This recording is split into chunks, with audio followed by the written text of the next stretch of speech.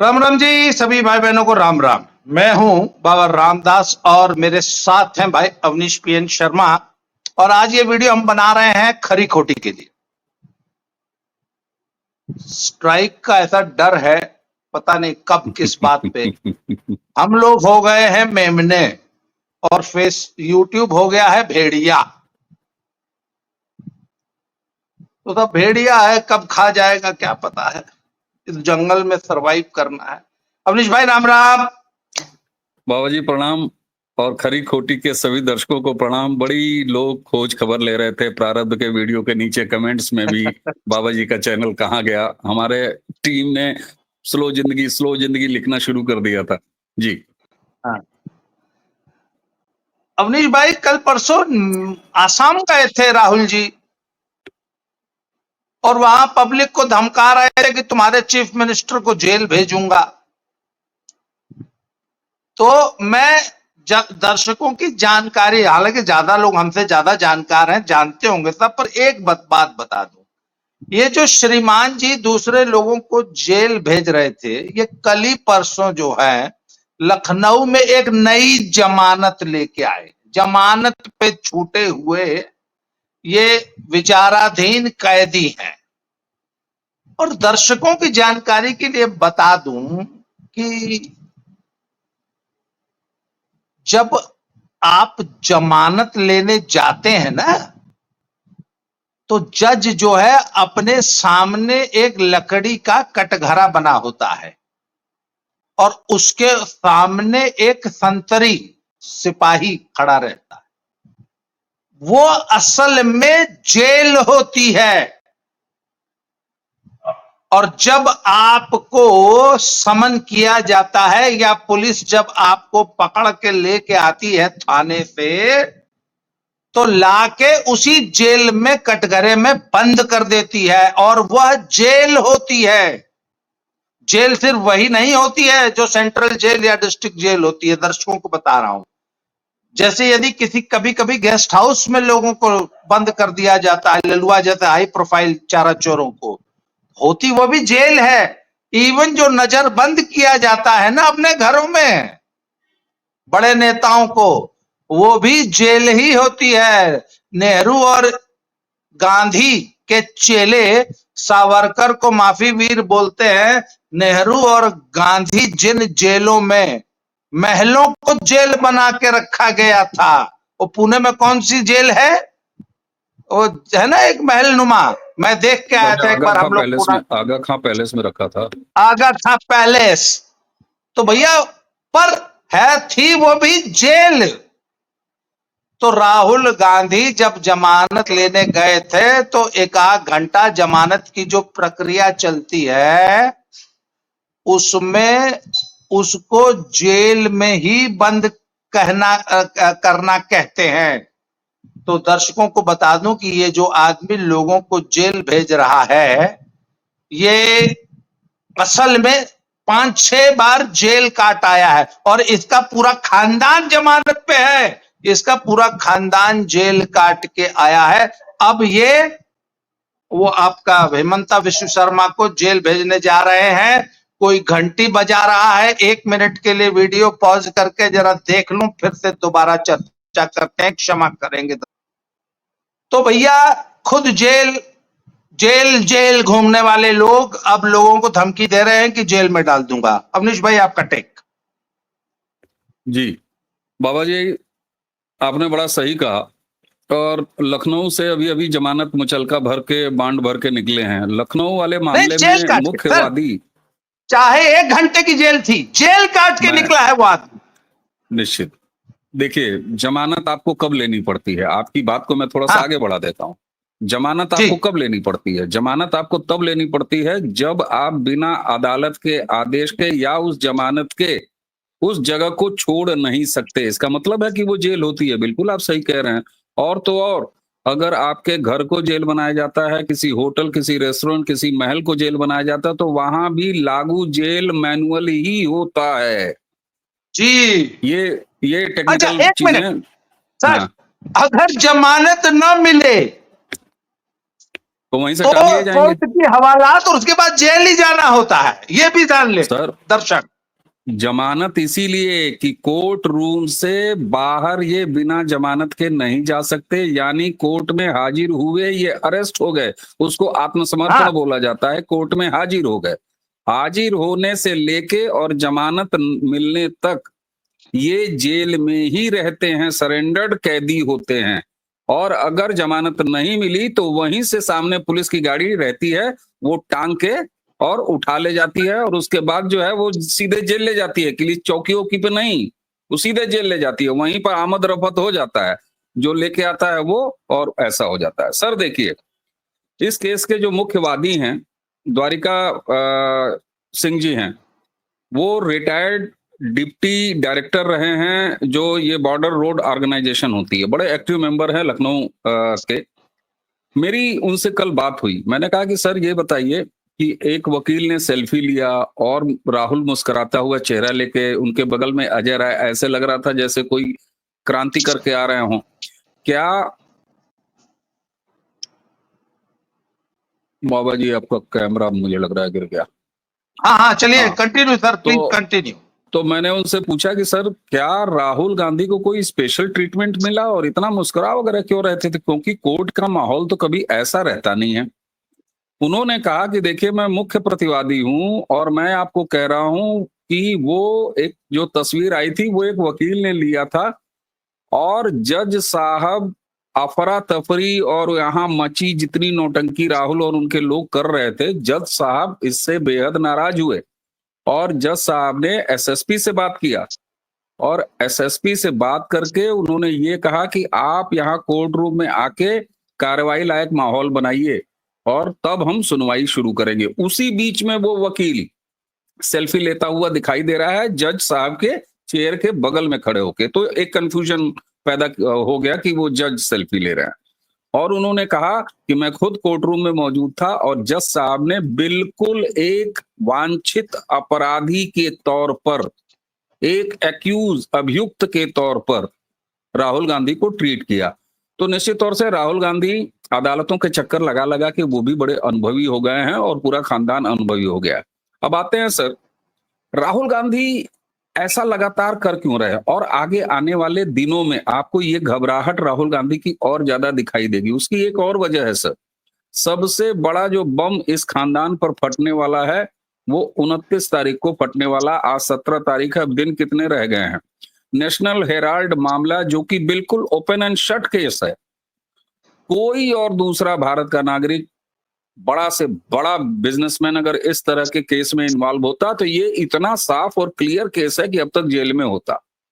राहुल गांधी, उनकी माताजी, उनके पूरे परिवार, उनके पूरे वकीलों की फौज को ये पता है कि राहुल गांधी और उनकी माताजी का महाकांड लगने वाला है 29 तारीख को। अब होता क्या है सर, असम जब ये गए हैं, आप बताइए हेमंता विश्व शर्मा के साथ कोई इनकी जुबानी जंग चल रही थी? नहीं चल रही थी। असम में क्या कोई अभी चुनाव होने जा रहा है? नहीं होने जा रहा है। क्या असम में कोई ऐसा कांग्रेस का बड़ा कोई इशू हो जिसकी वजह से हेमंता को एड्रेस करना बड़ा जरूरी था राहुल गांधी के लिए? नहीं था। लेकिन फिर भी राहुल गांधी ऐसा क्यों करते हैं? और उससे पहले एक मजेदार बात बताऊं, राहुल गांधी ने जेल, हेमंता विश्व शर्मा को जेल भेजेंगे उनके बब्बर शेर, ये कितने बजे कहा उन्होंने? पब्लिक रैली 3-3:15 बजे के आसपास थी सर। आज भी दर्शक चले जाएं राहुल गांधी के एक्स पोस्ट पर, उनकी पोस्ट से उनका भाषण जिसमें वो ये कह रहे हैं कि हेमंता विश्व शर्मा को हमारे बब्बर शेर जेल भेजेंगे, इन्हें मोदी और शाह नहीं बचा पाएंगे। शाम के 5:05 का वो एक्स पोस्ट है। हेमंता विश्व शर्मा ने दोपहर 1:42 पर एक्स पोस्ट किया और हूबहू वही बातें लिखी हैं हेमंता विश्व शर्मा ने। मैं, आप अगर परमिशन दें तो मैं पढ़ के सुना देता हूं कि हेमंता ने लिखा क्या है अपने उस पोस्ट में। हेमंता विश्व शर्मा, ये देखिए उनका पोस्ट है, एक्स पोस्ट। लिख कर ले लीजिए, हेमंता विश्व शर्मा को जेल जरूर भेजूंगा। यह वही वाक्य है जो नेता प्रतिपक्ष ने असम में कांग्रेस की राजनीतिक मामलों की समिति के साथ अपनी बंद कमरे की बैठक में कहा। राहुल गांधी कांग्रेस कार्य समिति जो असम की टास्क फोर्स है उसके साथ बंद कमरे में मीटिंग कर रहे हैं, खुद कह रहे हैं 3 बजे शाम को, और हेमंता बिश्व शर्मा को ये सारी बंद कमरे की खबर आ जा रही है और 1:42 पर हेमंता इस बात को कह रहे हैं, और वही चीज राहुल गांधी 3 बजे दोहरा रहे हैं कि हमारे शेरिंग को जेल भेज देंगे। इसकी वजह जानते हैं क्या सर? आप जानते हैं मैं असम में ठीक ठाक समय रहा हूं, मेरे आज भी गंभीर कांटेक्ट वहां पर और बड़े रिलायबल सोर्सेज हैं। दरअसल हेमंता बिश्व शर्मा जिस तरीके से तरुण गोगोई, एक तो राहुल गांधी की टीम में अब कोई बचा नहीं है, सिंधिया और ये तमाम लोग चले गए, एक तरुण गोगोई उनके संगी साथी इस समय बचे हुए हैं। तरुण गोगोई कितनी पाकिस्तान यात्राएं, उनकी पत्नी का कितना इन्वॉल्वमेंट, कितनी फंडिंग, कितने पाकिस्तानी मदरसा जो एलिमेंट हैं, रेडिकल एलिमेंट, उन्होंने आके मदरसों में ट्रेनिंग करवाई है, ये सारी चीजें जो हैं वो हेमंता बिश्व शर्मा के बिल्कुल इस समय निशाने पे है। और न सिर्फ निशाने पे हैं, अगर आप हेमंता के काम करने की शैली देखिएगा तो वो बिल्कुल एक विश्वसनीय तरीके से परत दर परत जो काम करते हैं वो उसको अंजाम देते हैं। और चूंकि डबल इंजन की सरकार है इसलिए असम और सेंट्रल होम मिनिस्ट्री, इसका एक बहुत अच्छा कोऑर्डिनेशन है। तरुण गोगोई को ये पता है कि वो गले तक फंस चुके हैं। अब यहां पर 2 डरे असम में आमने सामने हुए एक दूसरे के। तरुण गोगोई ने हाथ जोड़ के कहा होगा, मालिक सरकार, हुजूर, माई बाप, हम तो गए। दोस्त राहुल, मालिक राहुल, आप एक काम करिए, इस आदमी को थोड़ा बहुत हड़का दीजिए, जरा डरा दीजिए इसको। राहुल खुद डरे हुए हैं कि उनके जेल जाने की अब दिशा और दशा दोनों तय हो रही है।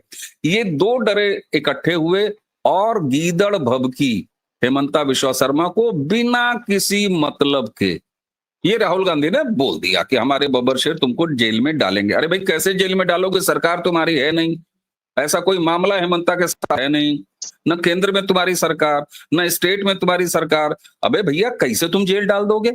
ये कोई मतलब, ये आदमी की समझ आप देखिए। अब यहां पर राहुल गांधी को इसका अंजाम क्या मिलेगा असम से, ये मैं आपको बता रहा हूं। सर देखिए, एक सबसे बड़े उदाहरण आज की राजनीति में नरेंद्र मोदी जी हैं, जिनका उनके वोटर से, और जो उनका वोटर नहीं भी है, ये बताइए 2 साल 3 साल 4 साल 5 साल 6 साल के बच्चे उनके वोटर हैं? नहीं वोटर है। लेकिन आप एक कनेक्ट जो देखते हैं ना नरेंद्र मोदी जी का, बच्चों, बूढ़ों, जो वोटर है उससे तो है ही है, जो वोटर नहीं है उससे भी है। शिवराज जी की यही स्थिति कहां थी सर? मध्य प्रदेश में हम लोगों ने देखा है। वो वहां के सर्वमान्य मामा, जब कोई नेता इस तरह के रिश्तों में पहचाने जाने लगता है तो फिर वो कनेक्ट एक इमोशनल लेवल का कनेक्ट होता है। और जो लोग असम की राजनीति को नहीं जानते, हेमंता बिश्व शर्मा ने अपने इस दूसरे टेन्योर तक आते आते वो असम में अगर बहनों के भाई हैं, यानी भांजों के मामा हैं, तो जो 60 साल 70 साल की उम्र वाली औरतें हैं, जो महिलाएं हैं, उनका बेटा है, वो एज्ड वरिष्ठ नागरिकों के बेटे हैं और बहनों के भाई हैं। ये कनेक्ट है। हेमंता बिश्व शर्मा को राहुल गांधी के बब्बर शेर जेल भेजेंगे, मैं आपको आज बता रहा हूं सर। इसके बिहार चुनाव के बाद वेस्ट बंगाल का चुनाव, उसके बाद असम का चुनाव आना है। कांग्रेस पार्टी का झंडा ढोना ये भारी पड़ जाएगा असम में। और खास तौर से एक चीज और बताऊं, मैं असम में रहा हूं, जो लोअर असम है उसमें तो थोड़ी बहुत दूसरी तरह की, लेकिन अपर असम में सर, जैसे हम लोगों ने आजमगढ़ में देखा था कि कभी इतिहास था कि बीजेपी का वहां पर पोलिंग एजेंट नहीं मिलता था खोजे, यही स्थिति कांग्रेस की करके चले आए हैं असम में राहुल गांधी। कुल मिला के सर ये 2 डरे हुए लोगों का अलग अलग दोनों की डर की वजह है। Rahul Gandhi, national Herald case 29 तारीख को उसका फैसला आएगा। तरुण गोगोई पूरी तरीके से सपत्नीक, पाकिस्तान के रिश्तेदार, पाकिस्तान के दामाद होने की वजह से, और हेमंता छोड़ेंगे नहीं। हेमंता का कमिटमेंट भी योगी जी के कमिटमेंट से कहीं टक्कर लेता हुआ दिखाई दे रहा है। मैं बार बार एक चीज कहता हूं, योगी जी के साथ बुलडोजर आज पर्यायवाची बन के जरूर चिपक गया है और बहुप्रचारित हो गया है, लेकिन बुलडोजर की सबसे पहली कार्रवाई अगर पूरे भारत के किसी स्टेट में शुरू हुआ तो वो असम था और हेमंता विश्व शर्मा ने अपने टेन्योर में शुरू किया था। सर्बानंद सोनोवाल के समय में ये शुरू नहीं हुआ था। तो असम में बड़ा नुकसान करके आए हैं और इसीलिए मैं तो बधाई देता हूं। और राहुल गांधी के स्क्रिप्ट राइटर को मुझे लगता है कि अमित शाह ने खरीद लिया है या अमित शाह ने सेट कर लिया है।